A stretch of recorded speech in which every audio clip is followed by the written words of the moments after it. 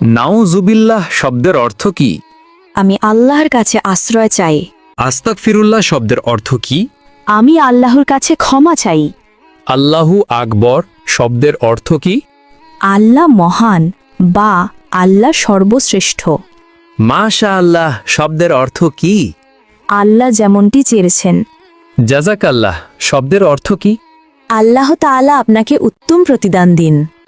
আসসালামু আলাইকুম এর অর্থ কি? আপনার মৃত্যু হোক। সালাম আলাইকুমের অর্থ কি? উটের নাড়ি ভুঁড়ি আপনার জন্য। সালাম আলাইকুম এর অর্থ কি? আপনার ওপর গজব পড়ুক। আসসালামু আলাইকুম এর অর্থ কি?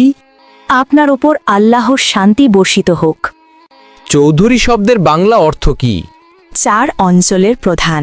শিকদার শব্দের বাংলা অর্থ কি? জমিদারের সহকারী। খন্দকার শব্দের বাংলা অর্থ কি? ধর্মীয় জ্ঞান সম্পন্ন ব্যক্তি। শেখ শব্দের বাংলা অর্থ কি? জ্ঞানী বা পণ্ডিত। খান শব্দের বাংলা অর্থ কি? নেতা বা শাসক। মৃত্যুর পর শ্বাসযন্ত্র কতক্ষণ জীবিত থাকে? 4 ঘন্টা। মৃত্যুর পর মস্তিষ্ক কতক্ষণ জীবিত থাকে? 20 মিনিট। মৃত্যুর পর কিডনি কতক্ষণ জীবিত থাকে? 26 ঘন্টা। মৃত্যুর পর চুল কতক্ষণ জীবিত থাকে? 6 ঘন্টা। হজরত মুহাম্মদ সাল্লাল্লাহু আলাইহি ওয়াসাল্লাম এর কতজন সন্তান ছিল? 7 জন। জাকারিয়া আলাইহিসসালামের কতজন সন্তান ছিল? 4 জন। দাউদ আলাইহিসসালামের কতজন সন্তান ছিল? 4 জন। সুলাইমান আলাইহিসসালাম এর কতজন সন্তান ছিল? 4 জন। মানুষ মৃত্যুবরণের 40 দিন পর তার রুহু বাড়িতে আসে, এটি কেমন বিশ্বাস? প্রচলিত কুসংস্কার। মাজারে ও পীরের দরবারে সিজদা করার বিধান কি?